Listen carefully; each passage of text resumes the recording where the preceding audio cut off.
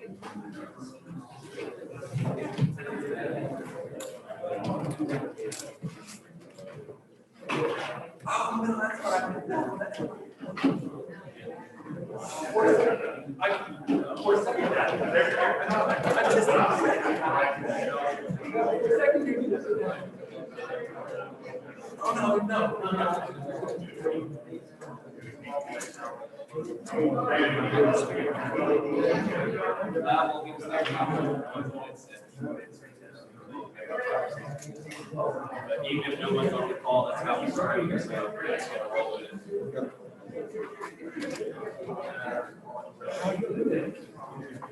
You get that email I sent you? I did, thank you very much. You said the prayers tonight? Uh-huh. About those two pop-up police officers were checked. One's a different one.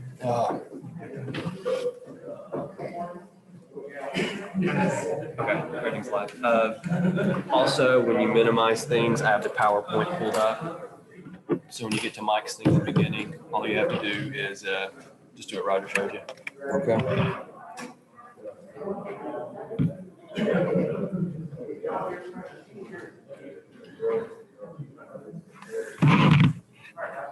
These are weird. You put yours on? Not yet.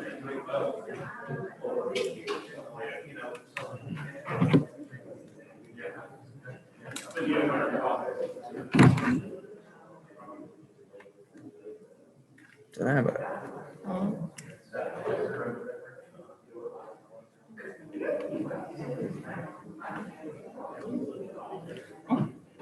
This is weird. Hello? Hello, hello? It's got a button. Oh, we gotta turn it on. Yes. Hello? Yep, I'm not turning mine on yet. it works. You don't need me. You don't need me yet.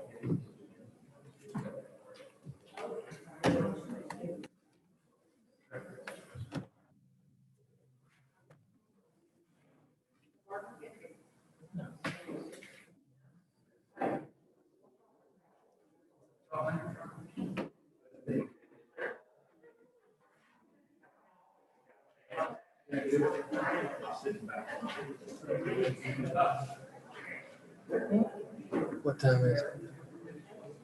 5 minutes. 6 minutes.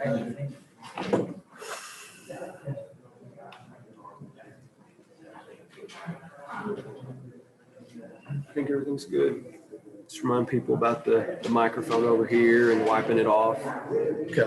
And then we have hand sanitizer if they want it as well. There's a trash can there for them to throw it away. And then for the YouTube, just make sure they say their name and address so people know who's speaking. Can we go ahead and pass out that presentation? Yeah. You want to pass out that presentation? Yeah. And then Mayor, if anyone wants agendas, they're on that table as well, if they want. Okay.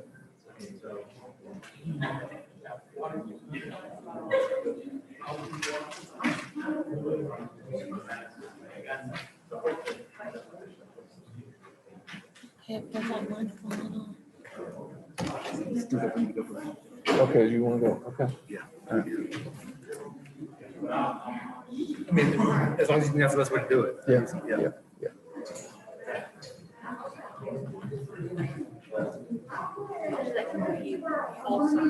Okay, Hey, Travis said we have the mixer in. We got everything but one last thing we need. So watch tonight, see if this works. Okay.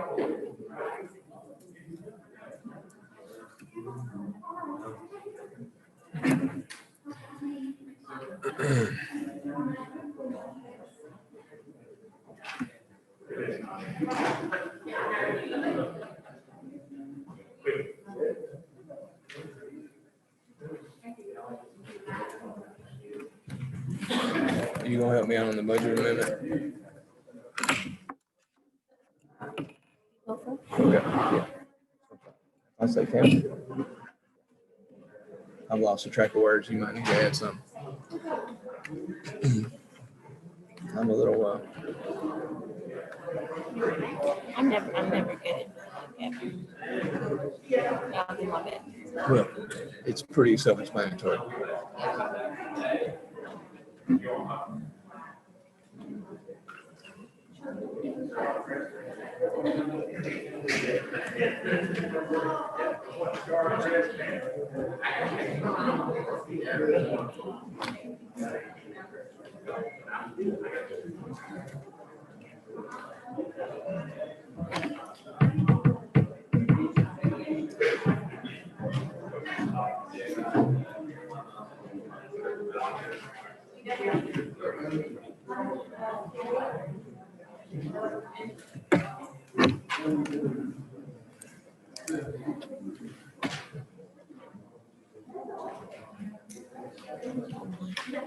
Huh?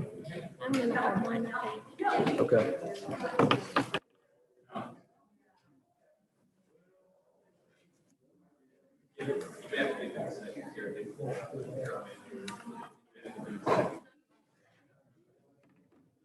Yeah. All I have to do is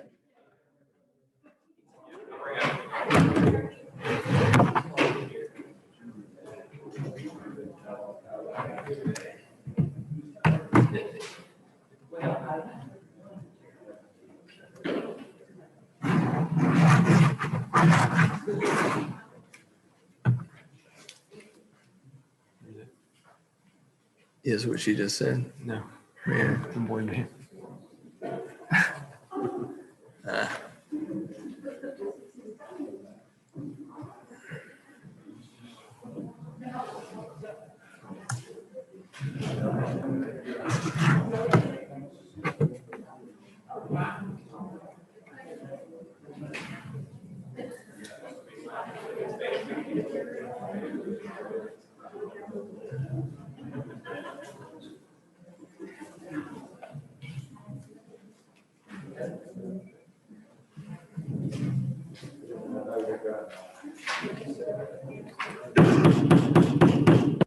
It's 6:30. We're going to go ahead and call the meeting to order.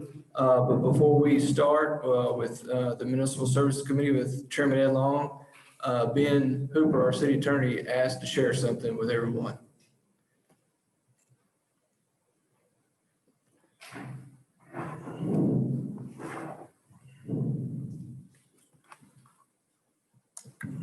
Everybody hear me?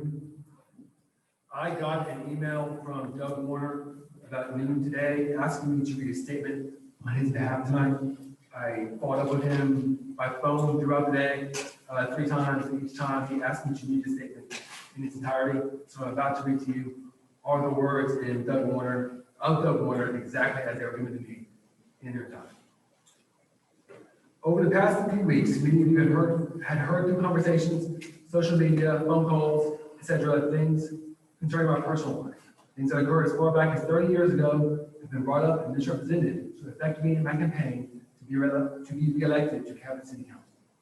I've made some decisions throughout my life that have not broken the law, but understandably, some consider questionable.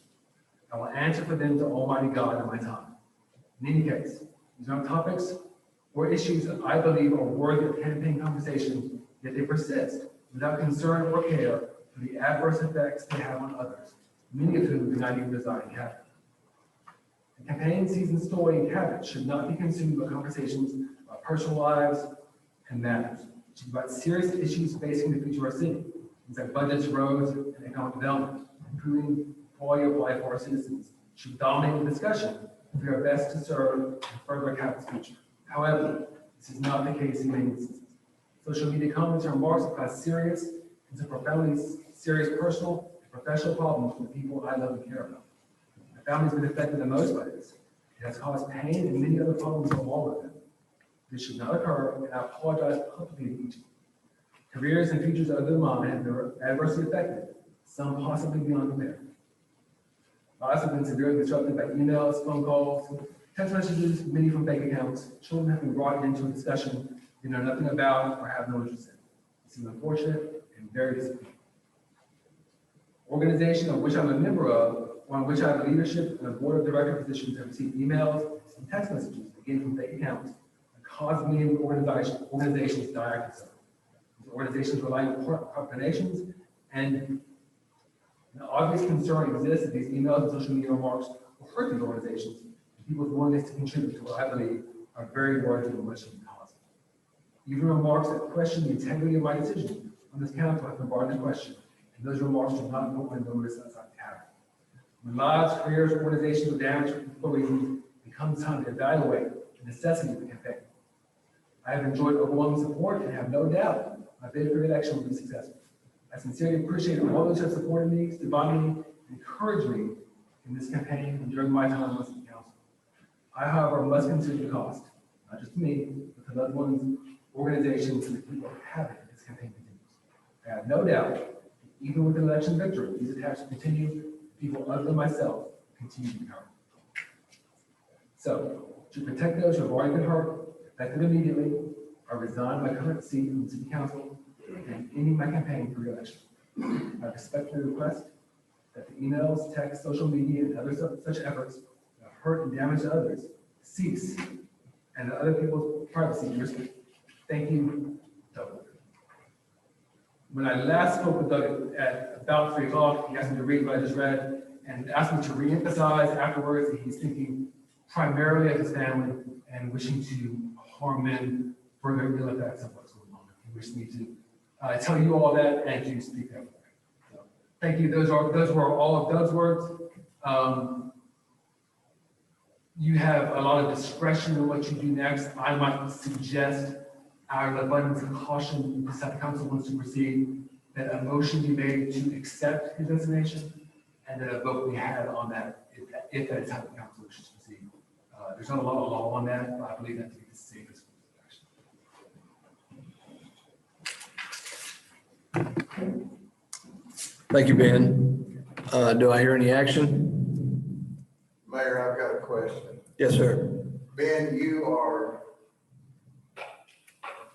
okay with that meeting all the legal stipulations of a resignation since it was served to you by email and not to the city clerk? Are you okay with that? Yes, sir, I am okay with that. I had spoke to him, like I said, the reason I spoke to him 3 times after was to confirm each time that he did in fact want to go through with this.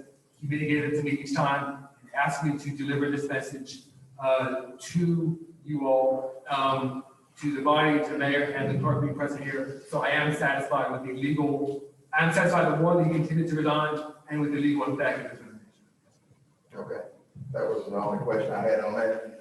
So, then what we need to do then, in my opinion, is amend the agenda for the special council meeting to add that, because that action needs to be done under the color of a council meeting. Is that not correct? That is however the council would like to do it. I did think about that issue, Ed. I think because this is not the legislation, Okay. it's voting on a motion, you could do it now if you wanted to. If you're more comfortable doing it in a special meeting, I think either would be, permissible. Okay, however you want to proceed with that. To be frank, I think if the council is comfortable with it, probably better to go ahead and move on that. Although I don't, again, it is completely up to you. I'm comfortable with the legality of doing it now. You can do it in the work session because you're not voting on legislation. You're voting on a motion like any other motion. It's not a resolution, it's not an ordinance, not anything like that. So I'm comfortable under your organized ordinance doing it in the work session if you wish to.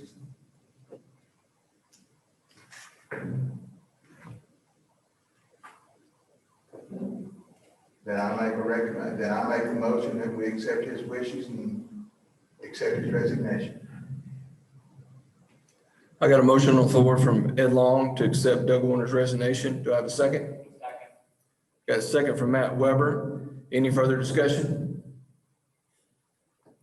Seeing none, all in favor, roll call vote, please, Tammy.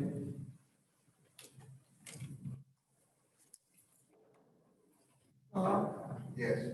Davis, Yes. Bivens, Yes. Narcan, Yes.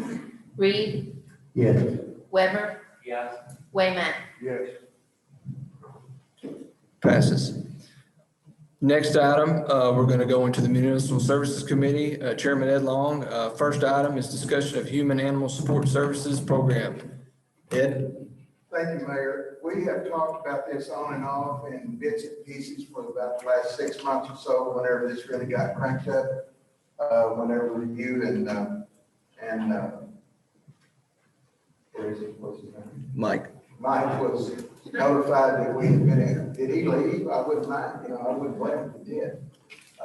Was accepted into this program. It's a big deal. Mike will get into where we fell in this and what the criteria was for it and how fellow Cabot in the middle of Arkansas was accepted into this. This is a monumental step forward with how animal services is going to be looked at from here for the next near future anyway. Mike?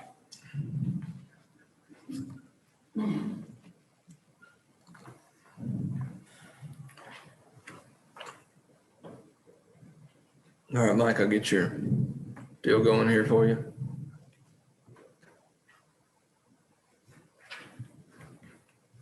Bear with me.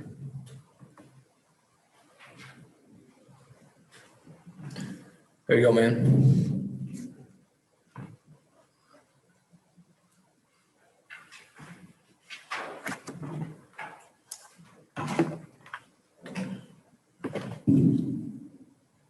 Y'all hear me? Okay. Cabot Animal Support Services, back in March, we were invited is a word I think everybody needs to understand tonight. We were invited to be part of redefining and reimagining what sheltering across this entire country and soon to be the world will look like. So this is my formal introduction to y'all of the Human Animal Support Services and how Cabot fits up there. First of all, let's go through why we're a part of HOS. We want to transform animal services into human animal support services. Promote a humane Cabot that understands the human-animal bond is a mutually beneficial and more dynamic relationship between people and animals. The positivity influences the health and well-being of both citizens and animals. It's important here. We build a community support system where people are not judged on their financial means or social stature, but on their ability to love and care for their pets. And then, of course, our third point on this would be to combat the ever-increasing intake of pets in our overpopulated shelter system.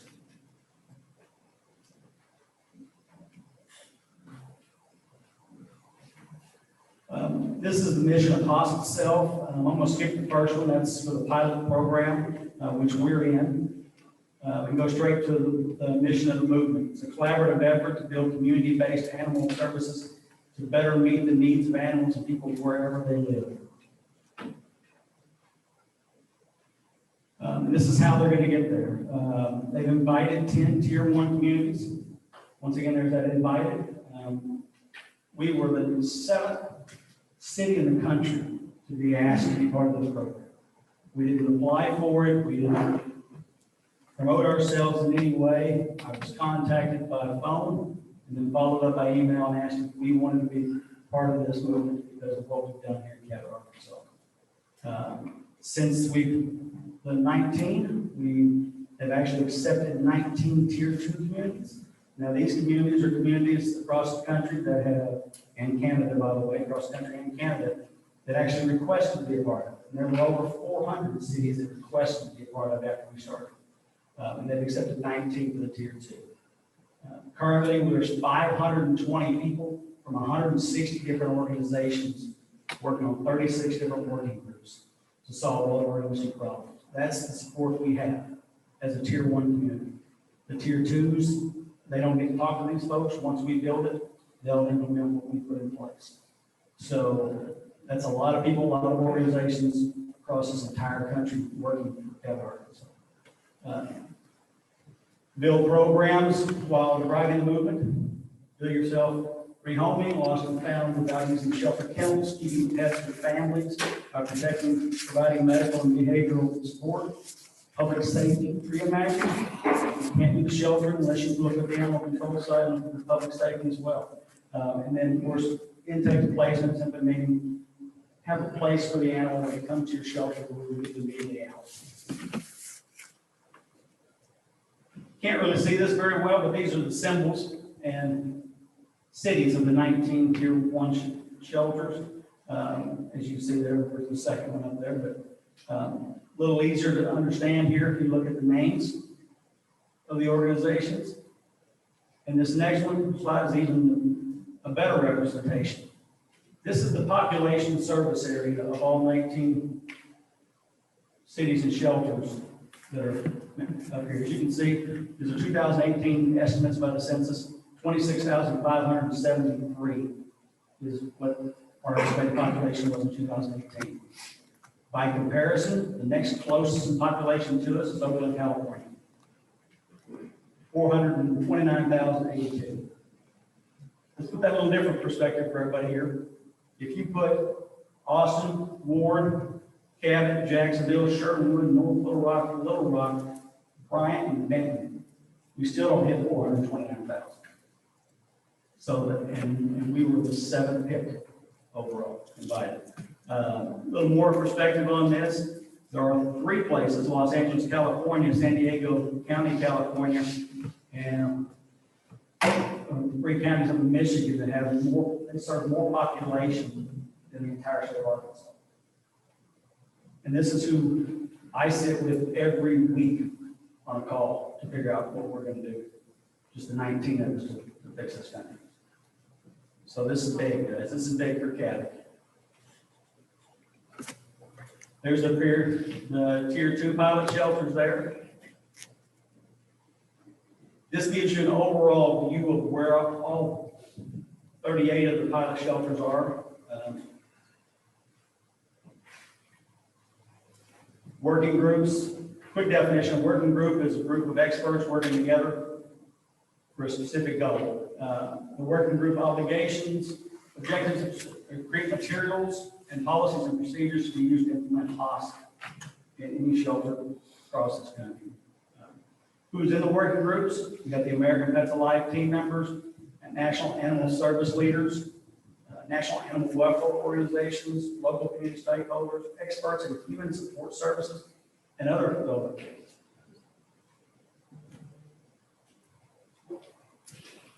These are the 36 working groups. A little hard to see, but we've got groups working on what a building facility should look like, what marketing communications should look like, what, if we dealt with unions, what that would look like, wildlife, fosters, fundraising, programs. We even have people looking at governmental bodies and the laws that we use for this. So if there's something that needs to be done, there's somebody working on it. Now we get to Cabot. Cabot Animal Support Services, our mission. Provide progressive, community-based animal services to better meet the needs of animals in our community and the people who love them. Focusing on public education, public safety, education, resources, and services. People can't see. Oh. Zoom world.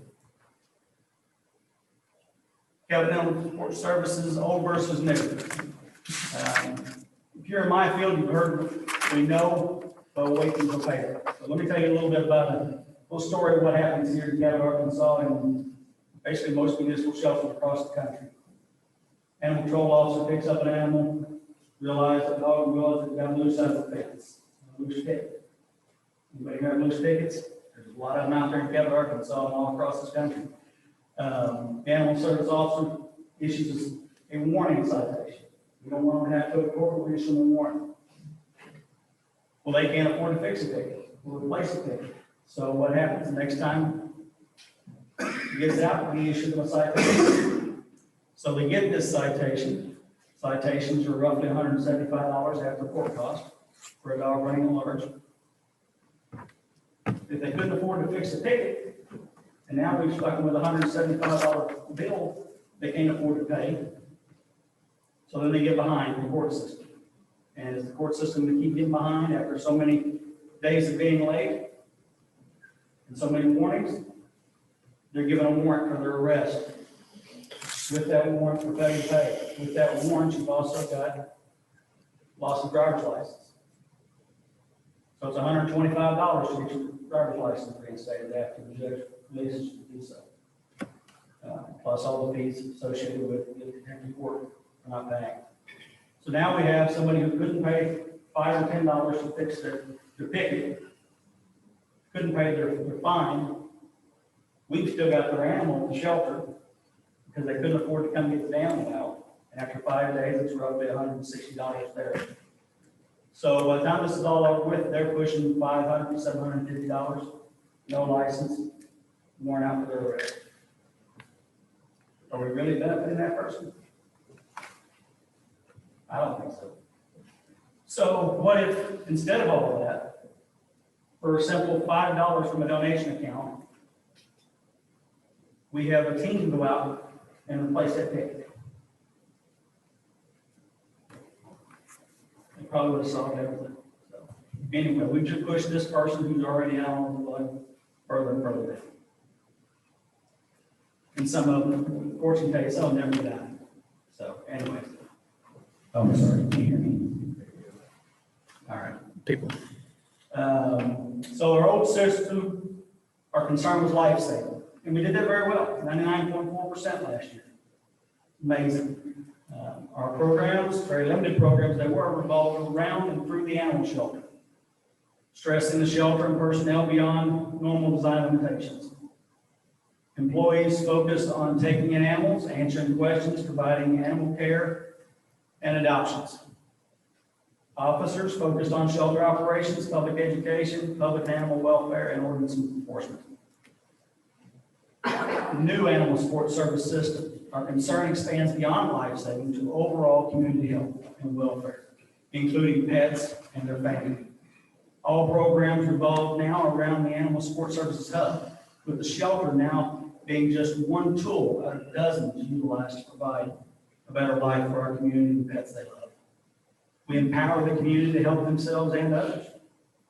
Employees and volunteers will now operate under a case management style of operation, actively listening and removing judgments to focus on underlying issues that need to be resolved while providing the resources available to assist the individual or family with those needs. Officers will focus on public education assistance without judgment while providing public safety and animal welfare and utilizing the ordinance enforcement when education fails. Now we're going to go into a series of our new programs that we have currently and will be implemented over the next year. There's a lot of them, guys, I'm reading fast. The free ride home program, thanks to city council, we can do this now. Animal services officer will return licensed and microchip animals to their house without impound fees. You can pick one out. The Hope Fund, we just used this the other day in order to keep pets with their families and not brought to the shelter when a sudden medical issue arises.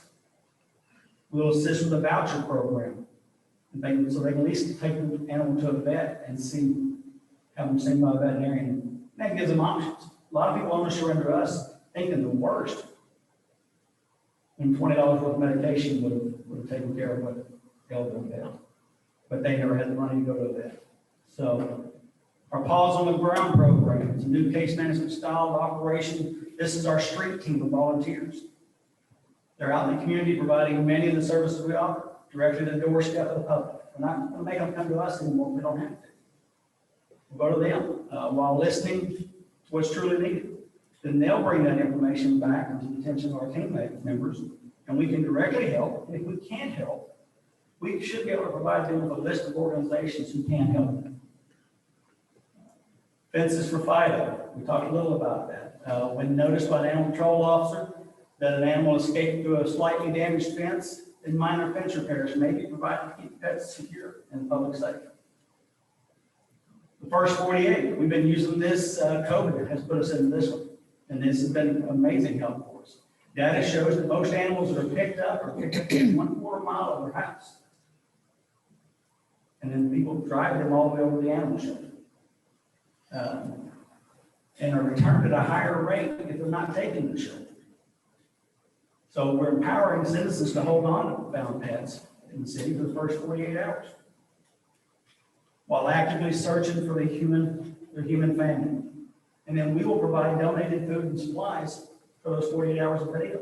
We're gonna provide those supplies anyway if they're at our place. Why not let somebody else keep them for 48 hours and hopefully find their home? Our foster programs, this includes a large variety of programs. You'll see a lot more of them come out, such as our adventure trails, which allows people to take a dog out for a day, to the park, to their home, maybe just out for lunch. Our sleepover program allows the family to come and foster a dog for the weekend. And of course, we still offer our 2 and 4 week short-term foster. Community cat program. We've got this in the ordinance now.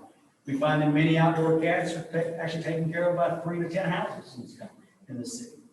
The whole community loves this cat. The program allows for healthy stray cats to be spayed, neutered, vaccinated, microchipped, and returned to the neighborhood that loves the cat. Working cat program. This is a program for our healthy, socially awkward, maybe call them feral, cats with a chance of living and doing what they love. Provide services to farms, warehouses, feed stores, many other locations. Many cities, you'll find a cat cafe. Cats are roaming around out while folks are drinking their wine and eating lunch. Microchipping, we still offer microchipping. Have a properly registered microchip ensures the pet will be reunited with the family. So we offer that 5 days a week. Spaying and neutering services. Part of responsible pet ownership is providing animals health while not increasing the number of unwanted pets in our community. We still offer our low-cost spay and neuter service once a week. Drive-through vaccination clinic, we talked about it 100 times. Great success here in Cabot. Provides vaccinations to citizens that are essential to maintaining their health. Keep kittens with mom. This is a problem we always face. This is just simply a public education program to leave kittens alone. A kitten that is removed from its mother too soon may also have trouble adjusting to its new home for you. Growing up with a mom and litter mates is an essential part of cat socialization. Without proper socialization at a young age, the kitten may grow to be fearful, skittish, or even aggressive. Paw pals. Data shows that children who show compassion for animals have a higher self-esteem, less stress, and increased cognitive development. This program fosters that compassion by partnering with local schools to implement programs for students from pre-K to 4th grade to write letters to the animals at the animal shelter. And Paul stands for something that I can't remember what it stands for. Our program coordinator came up with most of these things. So help me heal. Unfortunately, not animals that are brought to our shelter are healthy. Many suffer from serious injuries or neglect and require medical care. The program allows the public to help pay for surgeries and medical care that are above the standard care budget by the shelter. We just had this a couple days ago. We had a boxer that came in, owner surrendered.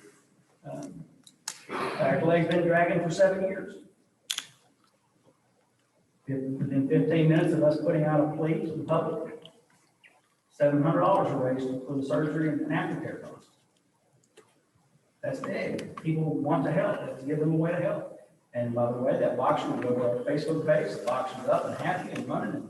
And she's been dragging that leg for 7 years. Now she no longer has the leg. Golden opportunity. Data shows that pets are a great way to combat feelings of loneliness and isolation for many of our seniors. They can help alleviate symptoms of depression and anxiety and have even been found to reduce physical health issues like high blood pressure and cholesterol. So this program will provide reduced or free adoptions to seniors. No paws left behind. Our pet deposits are our #1 reason given when surrendering a pet to the shelter. Data also explains that after moving, most people who gave up a pet because of the pet deposit acquire another pet within 3 months. So this program will provide pet deposit assistance to help keep animals from coming to the shelter. If we can help with that pet deposit, that animal doesn't come to the shelter, that we have to help them maintain. And then also, they don't go out and bring another pet from outside of Cabot into Cabot. So now we've got 2 pets instead of 1. So Cost Kids, elementary education program that we're working on. When children learn about pet safety, animal care, adoption, spay and neuter, they're more likely to enjoy healthy relationships with animals throughout their lives. Also educating future animal owners is instrumental in curbing animal overpopulation cruelty. When we create a better generation of people, we'll create better lives for animals now and in the Cost Connect. This is a post-elementary and adult humane education program. It'll be a series of videos and in-person training sessions on varying topics that encourage a more humane world for animals in Cabot, Arkansas, and beyond. Get them a home. Public rehoming program, utilizing technology and resources such as rehome and home-to-home as an alternative to surrendering the pets to shelter. One of the number one questions we get from the shelter is and they want to surrender. They don't want to surrender. They want to make sure their animal is going to be safe. They always ask us, how are you going to make sure he has a good home? Well, we can't. We do the best we can. But this will empower the owners to have a say in finding a new loving home for pets they love, but can no longer care for. Finding Rover, you might have seen our story on Channel 11 News a week or so ago. This is a triple threat face recognition technology designed to assist the public in 3 ways. Owners can upload photos of the pets. A person can upload a photo of a pet they found. In the animal shelter, all of our pets are automatically uploaded to this. The software matches the photos and then contacts all parties involved with that animal. Software also shows potential adopters all the animals in our shelter. And it works. And it works. You wouldn't think it would, but it works. Animals going home. Helping hands. Research shows the victims of domestic abuse who own pets are less likely to leave their abuser if a pet can't stay with them at their new location. You wouldn't have thought that, would you? But abusers often use the pet as they would a child to keep control over the victim. That, coupled with the fact that only approximately 90 shelters out of the 3,000 shelters nationwide are considered pet friendly. That puts a lot of people where they can't leave if they're worried for the pet, which forces victims to either abandon their animal or stay in an unsafe situation.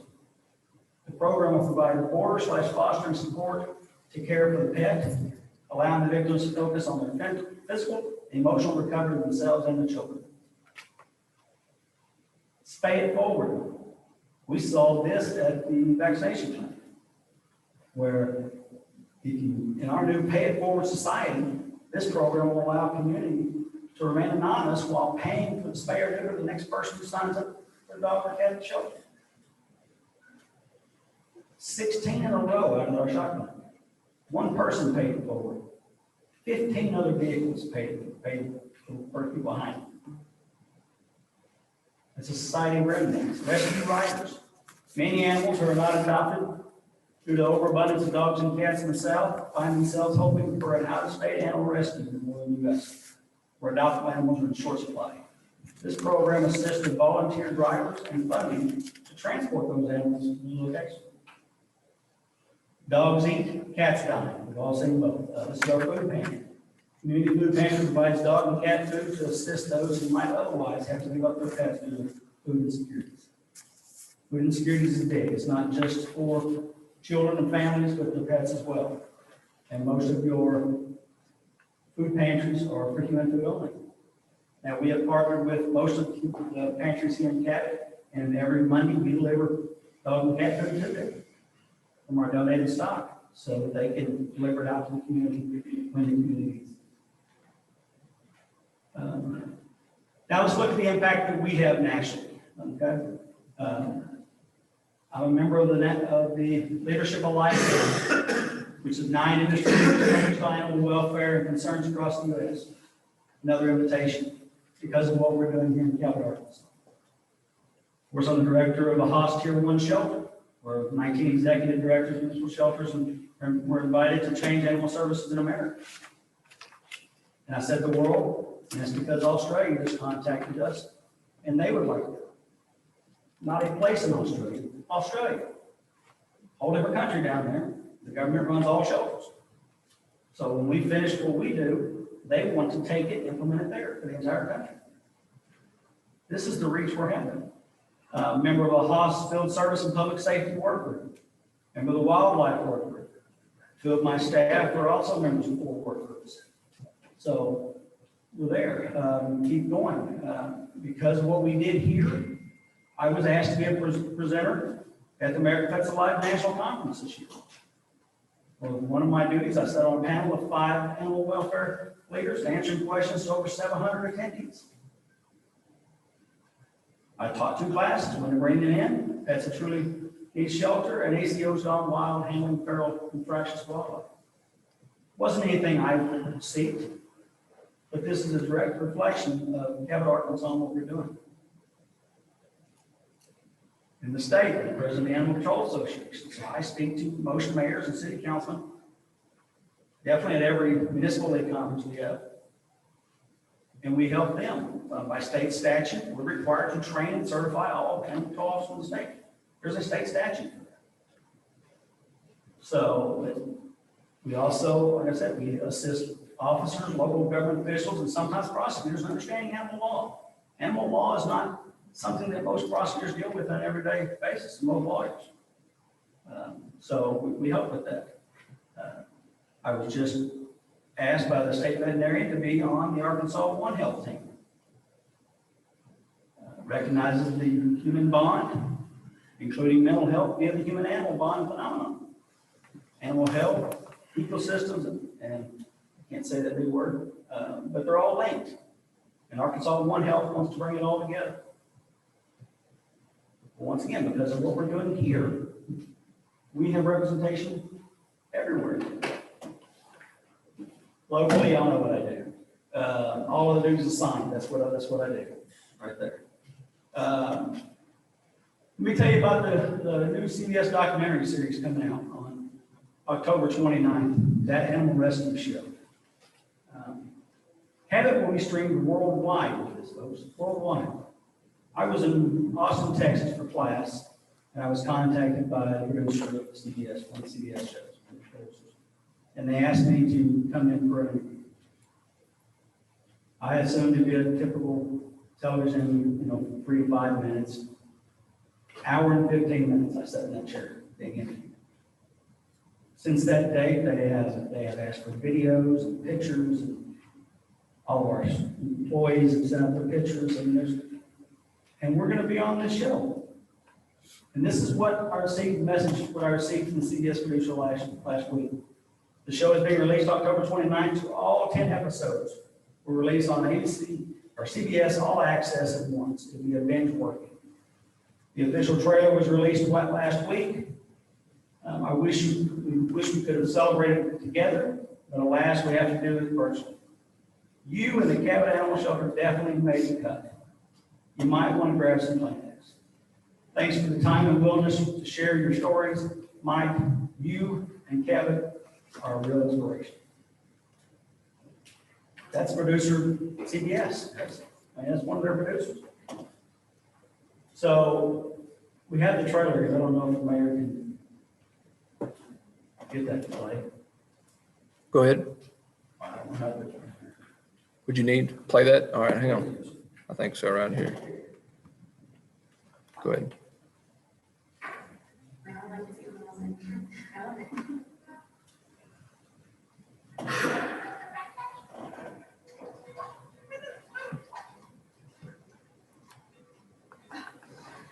Rescue as many animals as we're capable of.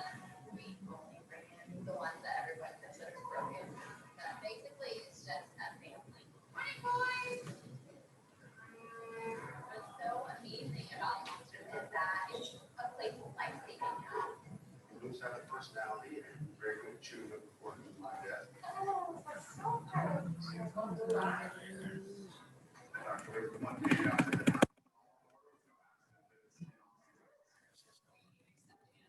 Yeah.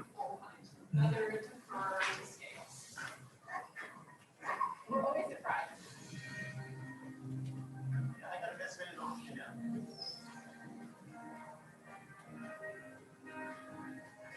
This foster prison program is really unique. Most of the women in prison don't know what the dog's going to do for them yet. It's okay. That's how we were when we first got here. And Kim put her hair in my hand. It was like a weight off my shoulders. She went down for the restaurant. When I first started wildlife rescue, my dad had been diagnosed with cancer. You feel just completely useless during those times.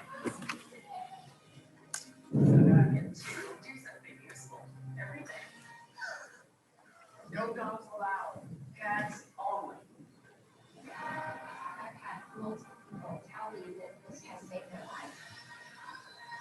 I think we're all kind of the same. We all need a little help sometimes. Don't lick my eyes, lick my.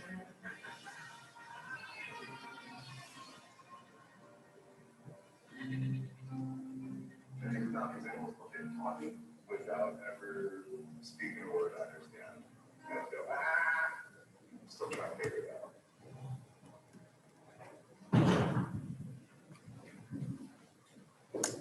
So I don't know which episode we're gonna be in. I don't know how long we're on there. I don't know, 5 minutes, 10 minutes, an hour, I don't know. I know it's a long interview and a lot of information to send back and forth. But I just want y'all to know that people are looking at Cabot, Arkansas across this entire country, and they're listening to what we have to say. And that's important. Questions? Great presentation, very awesome. Thanks for all you do. I think this is going to be really worthy of all of the town and what we're going to get to see, and it's going to be great. Thanks for doing this for us and being a part of it, working so hard. Now, are you going to have any more legislation coming to council regarding this? Different things, if we approach a lot of it? I think we've dealt with most of it. Who knows what's going to come out 6 months from now? But right now, we're looking at state statutes is what we're looking at now. I think we're good. The mayor, the best that we can tell on reviewing our ordinance, we are up to date on what they expect of us to start this off. So the last thing was that free ride home. That's a big deal. We got that in place, thanks to the council, and I appreciate them for that. Mm-hmm. But I think we're in pretty good shape on that. Yeah, and I think the council needs to realize too, is that when I've talked to Mike, that people from across the country are going to be coming to Cabot, Arkansas to check us out. So hotels, restaurants, it's going to be filled up, hopefully. You're going to have big groups coming in here and showing them how we do it. And you may get to go to Australia, maybe.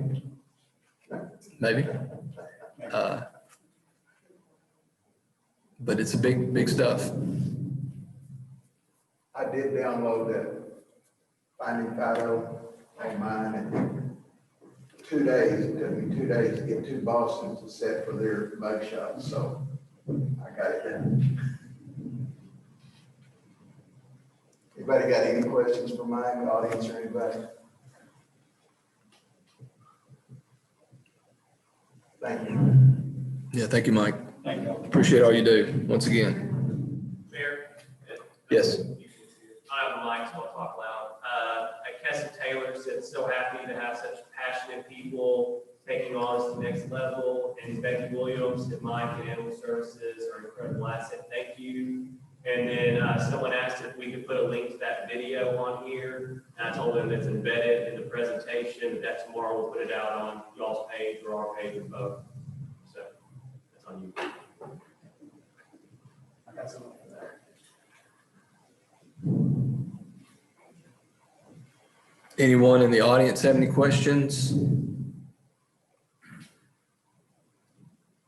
Seeing none, I guess we'll move to the next item. Ed, if you're ready. I'm ready. Adoption of our new employee handbook, it's not new employee handbook, it's updates on the employee handbook. Thank you. If you want to wipe everything off or whatever you need to do.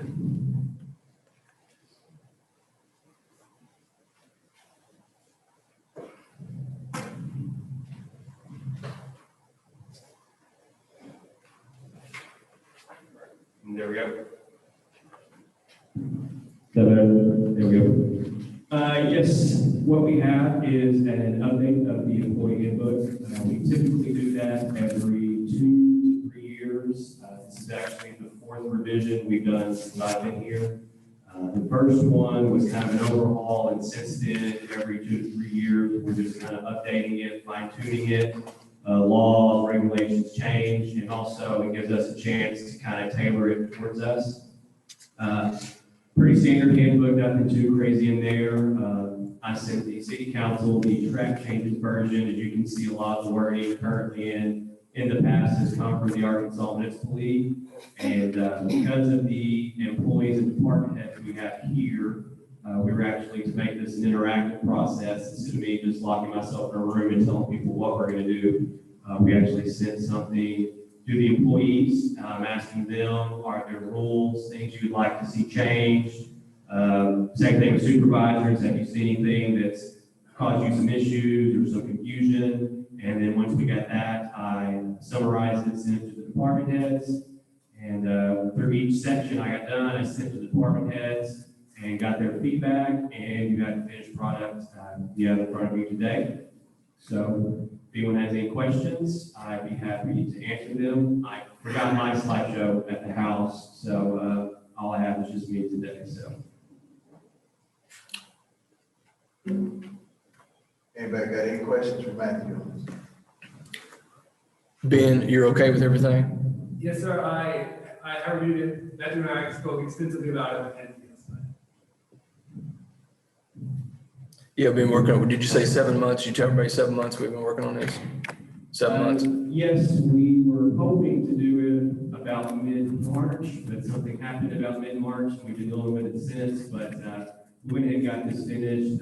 Some of the accruals, we had to switch our time clock, which Ken will talk about, dealing with some of the budget personnel amendments. And so we had to kind of hurry up on the accruals portion of it. But yeah, we've been working on it for about 6 or 7 months, but really we've been working on it hard the last month and a half. I appreciate Ben and Jessica. They actually went through it and went over things, proofread it. Me and Ben consulted on some things and checked with some different people. So we feel really good about it. Again, it's like we said, it's the 4th revision I've done since I've been here. Like I said, this is where we're just kind of fine tuning and tailoring it towards us. I'll motion to send to the council. Second. Got a motion, second, to send it to council. Anybody got any comments on this? This one is going to be adopted by resolution, which is probably the cleanest, best way to adopt this, since it's an operational document that needs to be changed periodically. It's easier to do it with a resolution than it is to do it with ordinance. And I think Ben was the granddaddy of that idea. I wholeheartedly approve that. I think that's great. Got a motion and a second. All in favor say aye. Aye. Aye. Any opposed? Goes to the council. Thank you, guys. And then one more quick thing, while I'm in human resources, I don't actually do technology. I help out with social media. And for all the people up here, or people in the audience, when you're speaking on this, it's easy to let the microphone do this when you're talking, and it sounds like you're speaking into it, but you're really not. So, and I know it's hard to remember. The equipment we have here is not meant for what we're doing. Travis did a great job ordering this stuff month and a half ago, but again, due to COVID, we're still waiting for everything to get here. So just a reminder, when you're talking on the microphone, the audience member, it's really easy to let it do this, especially as you're talking about things, but try your best to keep it up here. We have wipes and everything to sanitize it, so just a reminder. Yeah, people at home, it's hard for them to hear on the Zoom call or Facebook Live, whatever we're doing. Yeah, that's what I'm dealing with up here, but the reason being is those mics are meant for singing, not talking. Right. Yeah. So if you want to sing. Mike took all my time, so I can't. Okay.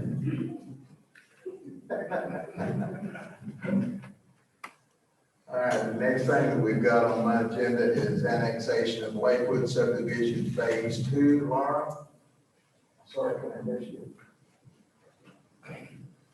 I think the council got an email on this after our last meeting from Mr. Green explaining some things on it. So.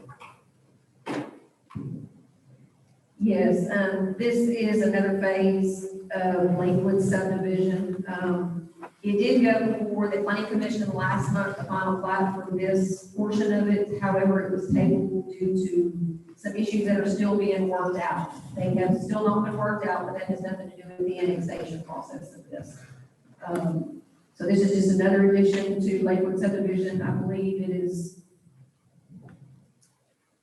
20-something lots that would be added, plus the addition of the lake that they already have there.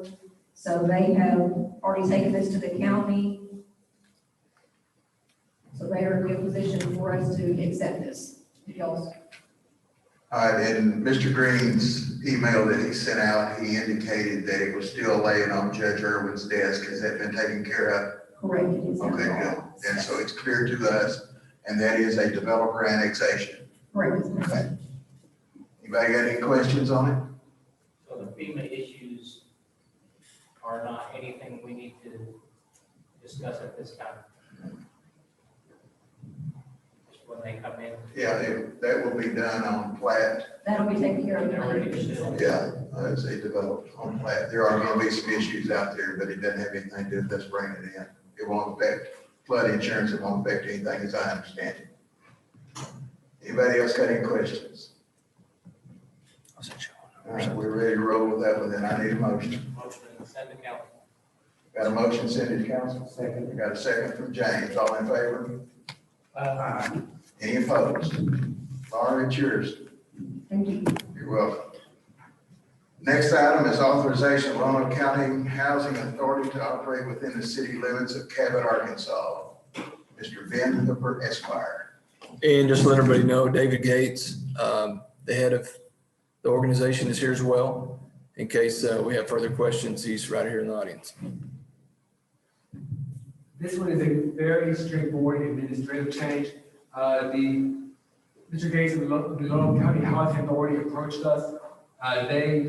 This is over who gets to administrate the Section 8 housing vouchers within Cabot City limits.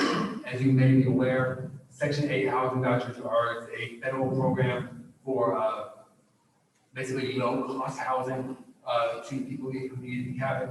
In order to administrate that within city limits, they need your approval to do so. That has been done by the Cabot Public Housing Authority since the 60s. Recently, as was in your packet, as you saw, the Cabot Public Housing Authority voted to turn over kind of their duties to kind of combine forces with the Roanoke County Housing Authority. So the Roanoke County Housing Authority is kind of taken over and wishes to administrate those vouchers here in Cabot. In order to do so, they need your approval. So that's what that is. Mr. Gates is here, and I'm happy to answer any questions as well.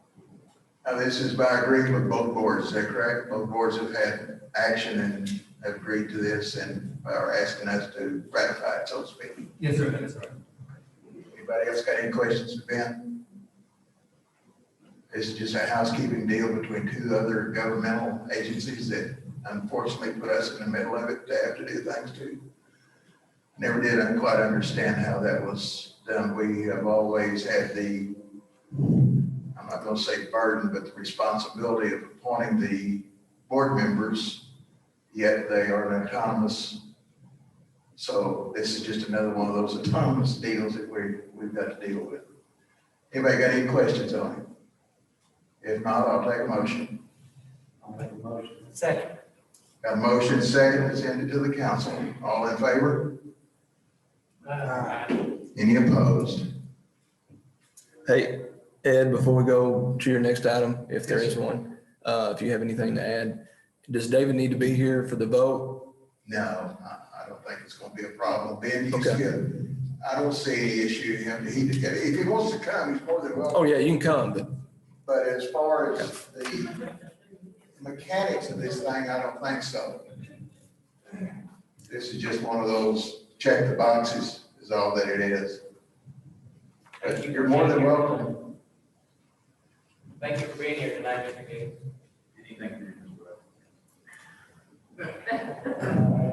and I want to say for the record, David Gaze does a great job.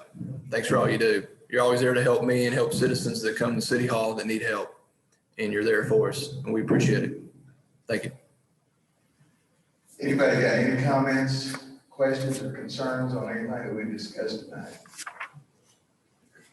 Mayor, it's back to you.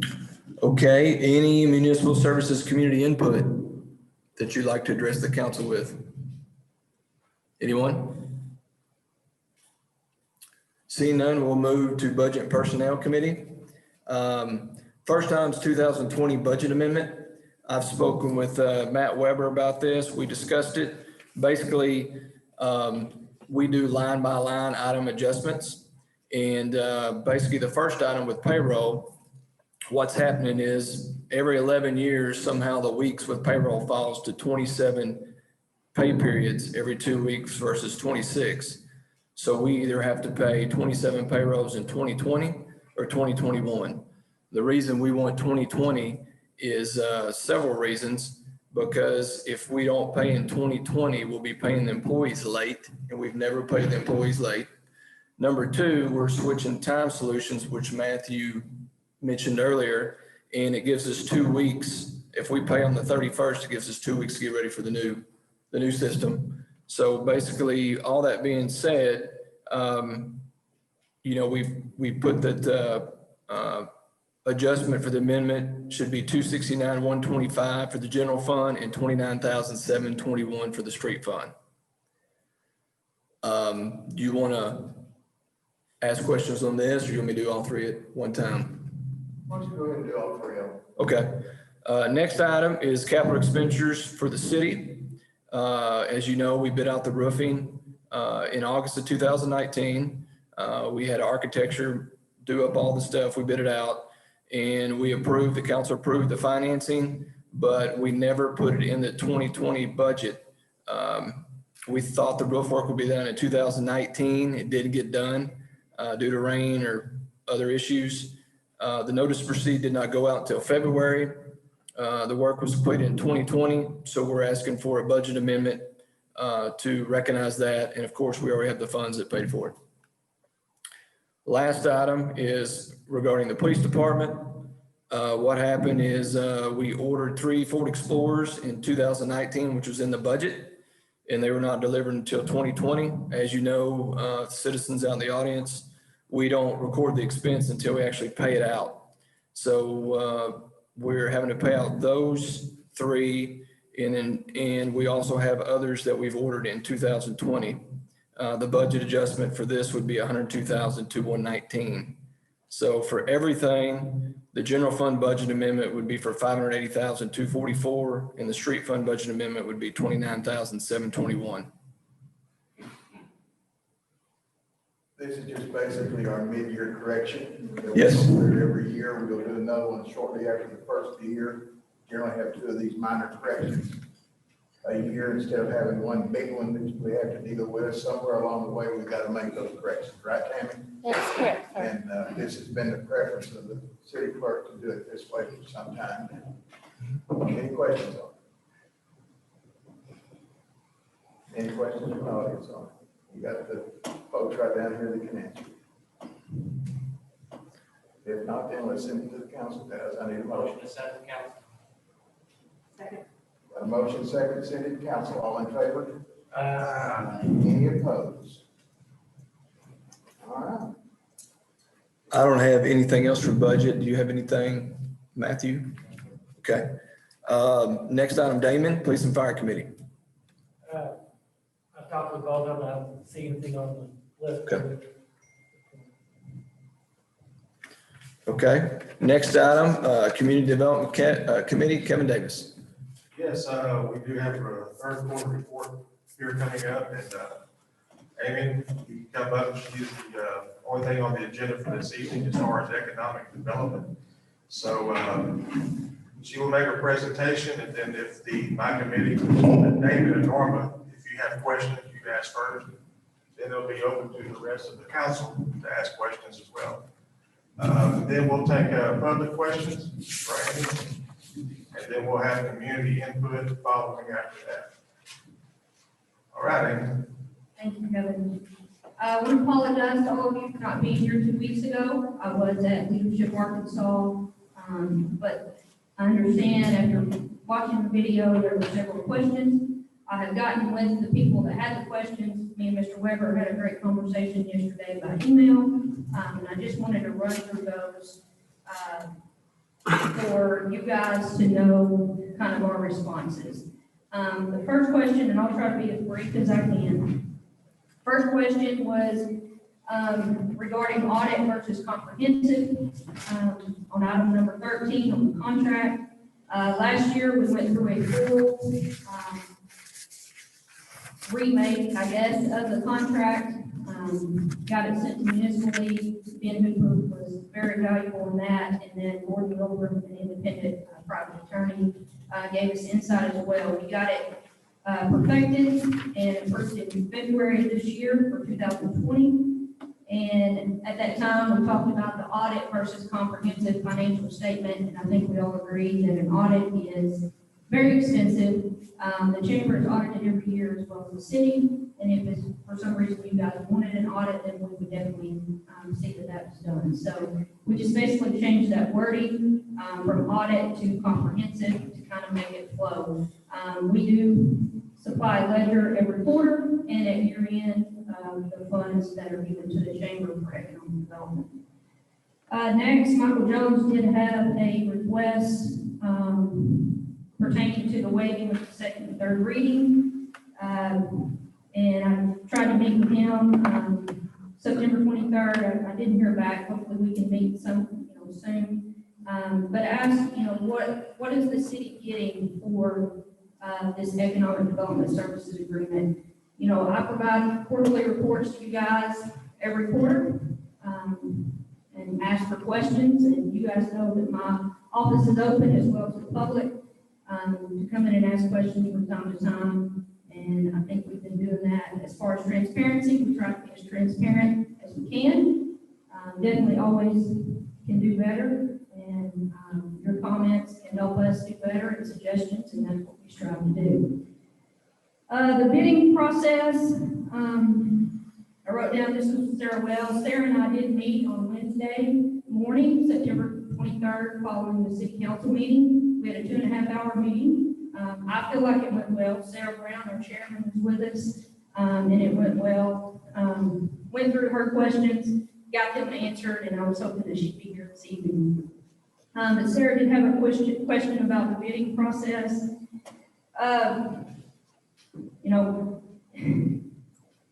I think we talked about this. We went into a strategic plan in 2018, paid for by First Electric Cooperatives.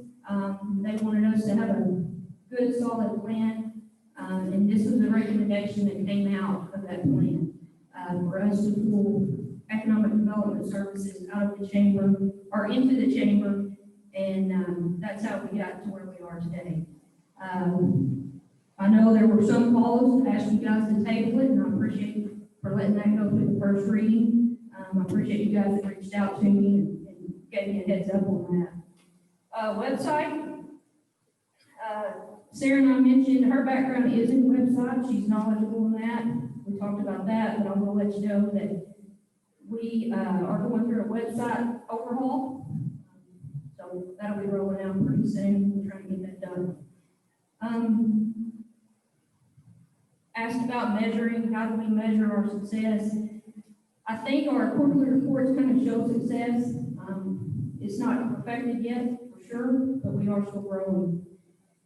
And so the next question she did ask, and I shared the same thing with her that I'm going to share with you. We posted it on Facebook. She wanted to know about what the funds were used during COVID, the funds that the city gave to the chamber during COVID, which was under contract.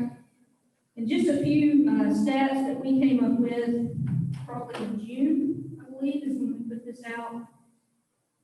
We visited over 350 local businesses to let them know, hey, we're open, we're here for you.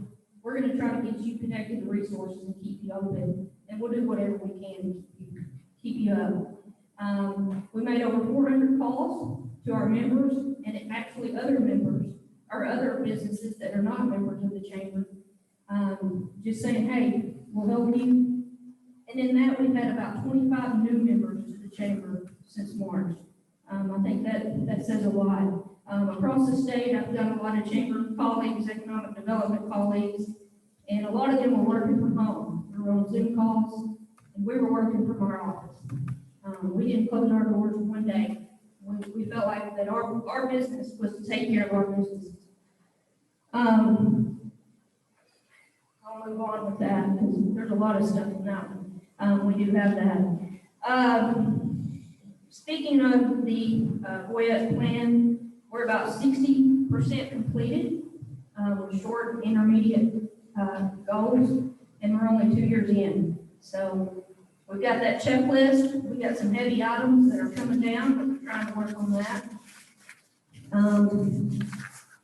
The question was brought up about asking the chamber or asking myself, I'm not sure, that we felt like we were being bullied or they were being bullied as an organization. We strive to do everything that we can in the best possible way, partner with organizations and other communities to build a stronger region. It's not an ego in our strategy. And then the Kroger property, I shared with Mr. Weber yesterday, still working with them. I'm not sure that that will pan out. The cost to bring that building up to code to get the plan operation is definitely going to be a major investment. But they do have a company here in Cabot. They've got property or they've got room to expand. So at worst case, we'll bring them to Cabot, build a new building, and have those jobs here. But that's not a done deal yet. I did do some research. You guys saw, or Michael talked about Lono 2022. I checked on the status of that. That is a program for Kickstart Lono. Those of you that have been to CDI, that was one of their communities that they assessed one year. I think it was in 16, actually. 15 or 16. It is under the umbrella of the chamber, and the chamber is their base. There's not a lot of activity going on that right now, and I would assume due to COVID. Mr. Herzberg, I had tried to make contact with him regarding the website that he spoke about with Ms. Billy, the late executive director of the chamber. But I will tell you that whenever I was hired at the chamber, we had to do a whole overhaul and a new system. We have paid a local company for the last 5 years to do our website and our back office and our database. So just to kind of clarify that. Now into my quarterly report. New businesses open for this past quarter, which will be the third quarter, July 1st to September 30th. We had 14 businesses open, storefronts, 23 in-home businesses that we always try to meet to discuss small business needs and connect them to resources to help grow their business. Actually, there's one business that has just opened a storefront that was in his home. So that's a major win to me. We have tons of home businesses here, and if we start getting that mentality, 2 to 3 years, they're going to be looking for a brick and mortar business. 2 businesses were sold to actually Cabot residents that wanted to make a small business investment, and 1 business expanded from home base to a brick and mortar. That's what I talked about. July 1st through September 30th, we had 6 commercial utility hookups. And then we get to new commercial properties under construction or completed and ongoing negotiations with businesses for expansion, relocation, or new. There are about 31 of these different projects that we have going. Of course, you know the Dollar General. I think we're talking about that later. Lee Kids Dental is getting ready to open. Crestview Living Assisted Living will be opening in the fall of this year. Tokyo Edition, which is the old Excel Ford, is kind of held back on their construction. We do have some people looking at that that's wanting to buy some out parcels. Curly Willow's building their new building, but they've decided to stay where they are and do an expansion for an event venue. I think that'll be nice. Cabot Cafe Cake Corner will be on the corner of 89 and 2nd, where Dot's Force previously was, Perfect Blue. And that'll be great for downtown to walk to lunch. It'll be great for us for sure. The Fred's building actually closed today. We'll be announcing a new tenant. They've already got an LOI out for a new tenant, so it won't close, it'll just be owned and empty, it'll be filled up. So that has been a great story and a great learning process for myself. The escape room or escape spot, that is a version of the popcorn spot. We have Ms. Tracy Connors, which is a business owner here, does a great job at the popcorn spot, and we appreciate her investment in Cabot. Unity Health Retail and Medical Center, We've got 5 specialty clinics in the works, that will be, on the 70 acres at the North Interchange as well as the retail center. They have the first, report ready from the consultants. We're working with them to try to get all the data and all the population trends and everything, to them to get it completed. So I'm really excited about that. I feel like next year we'll probably break ground on it.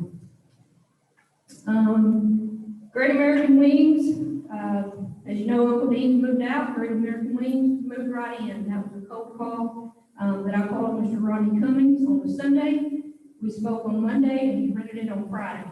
So that was just, I didn't know that that would work out that good, but a good win, and they've got good food.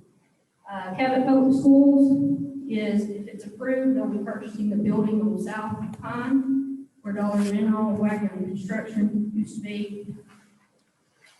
And then the previous Dollar General on beside Kroger has got an offer, hopefully was accepted. Their counter, Kroger's counter offering, I talked to them Friday. Comcast Cable will be meeting on October 14th. Again, just talk about the franchise agreement and different things. They're hoping to make a visit to Cabot soon. Of course, Arkansas Rural Connect grant, that's a fiber grant. We worked with Stephen Porch to try to definitely fiber broadband's a huge thing for Cabot and the needs of Cabot. 906 South Pine has been leased space for future restaurant. Don't know the plans of that right now, but will be soon. And I'm just kind of skipping around a little bit. We have been able to help small businesses through the CARES Act. Central Arkansas Planning and Development has gotten money and offering its for CARES Act revolving loan fund program, trying to get the applications filled out by the small businesses. Willie Ray Road property, which is next to the hospital, between Davis Burgers and the hospital, it's moving forward with the contract and the possible backup offer. New jobs created for third quarter, 25 new jobs created, an increase in sales tax revenue year to date is 12.96. Always looking for incentives, of course. And then just to summarize, last year, Cabot Fire Department or Cabot Police Department won the Trendsetter Award, honorable mention for the Junior Police Academy. Always do a fine job. We did submit 3 awards this year, one for the Cabot Fire Department, Cabot Freshman Academy, Cabot Public Schools, and the Arts and Culture. We were notified that we are the winner of one category, so we will, not the honorable mention, we are the winner. So we'll be getting those details soon. Definitely always helping Suddenlink customers. I think we get those calls every day in our office, trying to finish up one actually this evening that they're working on. CenturyLink, trying to get a better relationship with them, and they have acquired a new company, and we'll be trying to be competitive on some fiber as well. And lastly, we strongly believe that professional development certifications are necessary to be prepared for the future. Here's a list of my current endeavors to the best that I can, to be the best that I can be for the City of Cabot. 1 of 30 in states elected to participate in Leadership Arkansas, it's a 1-year commitment. Uncommon Communities graduate, a 2-year commitment. Elected to serve on the Arkansas Economic Developers and Chamber Executive Board of Directors, and that's a 2-year commitment, 2021 to 2022. And then in late of this month, I'll graduate with official certification, which was a 3-year commitment to the Oklahoma University Economic Development Institute.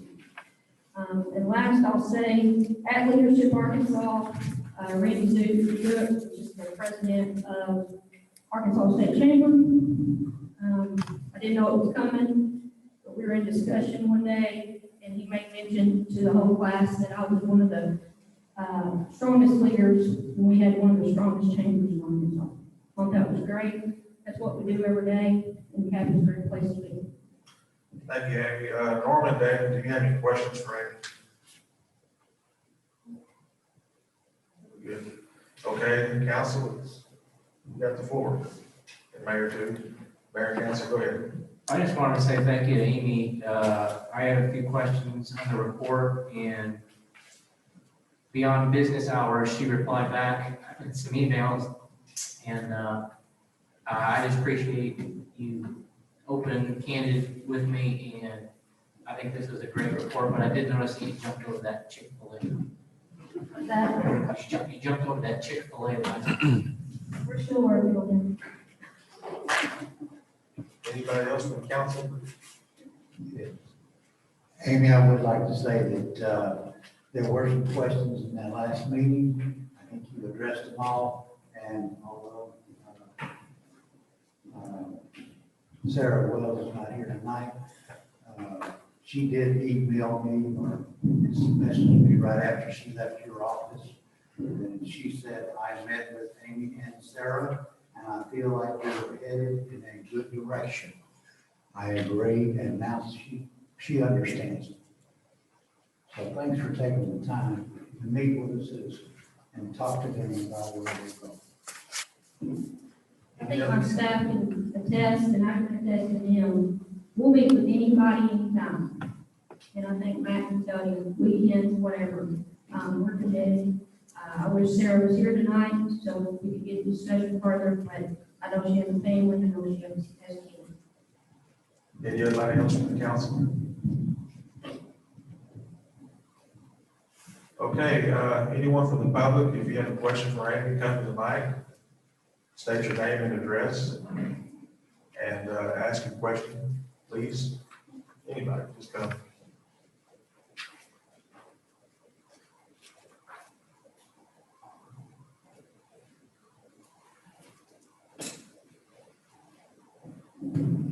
Good evening, Mayor and council members. My name is Mike Sedette. I'm a property owner at 107 Plaza Boulevard. Don't have a question for Annie, but of what I would like to, I'd like to pin the roses if I could a little bit. You guys have a contract in your hand that if you wish to seek bids, you certainly may. But something to think about, $100,000 a year is rather inexpensive for the type of services that you're getting from our Chamber of Commerce. If you do go outside and seek bids, what would those costs be? Location, the cabin, the personnel, the utilities. I really truly think that you're getting one heck of a bargain at $100,000 a year for economic development jointly by the Chamber of Commerce. $100,000 a year, there has not been any inflation increases. Still $100,000 a year.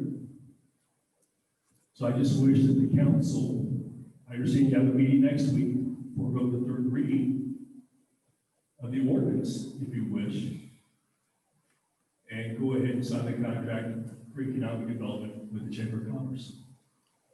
Thank you. Thanks, Mike. Does anyone else from the public have anything, questions? If you think of one in the next few moments, under community input, you can come up and ask a question. Which is next, by the way, community input.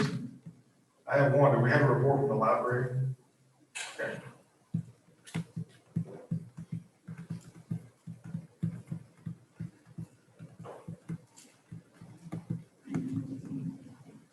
Okay, Kathleen Ashmore, Cabot Public Library. We are. Very good news, very exciting. We are going to be opening October 14th. It will be 3 days a week. We're doing that we'll be open Monday, Wednesday, Friday. Tuesday and Thursday, we will still have the services we have now. We'll be supposed to do disinfecting and cleaning. We're trying to be very careful with our vulnerable populations because we have a lot of them that are coming through along with everybody else. So we'll be cleaning on Tuesdays and Thursdays, we'll be doing curbside on those days, well, 5 days a week, and then we'll be opening for limited browsing. What I mean by that is there will be a cap on the number of people in the building to make sure that we can social distance and all that kind of stuff. We are doing virtual programming, story times and book clubs, and all of our programs. I don't think we've reduced any of our number of programs. They're online. We have take-home kits for the programs that include crafts. We, let's see, those are the main things.